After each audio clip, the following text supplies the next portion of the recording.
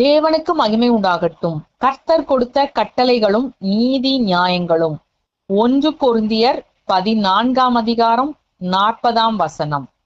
சகலமும் நல்லொழுக்கமாயும் கிரமமாயும் செய்யப்பட கடவது. நம்முடைய தேவனாகிய ஆண்டவர் படைத்த எல்லா படைப்புகளையும் உச்சு பாருங்களேன்.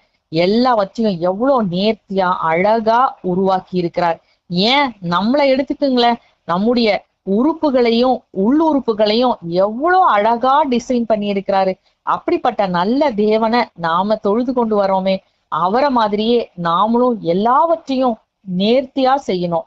ஏனோ தானோ ஏதோ ஒரு கடனுக்குன்னு சலிச்சுக்கிட்டு எதையும் செஞ்சிடக்கூடாது.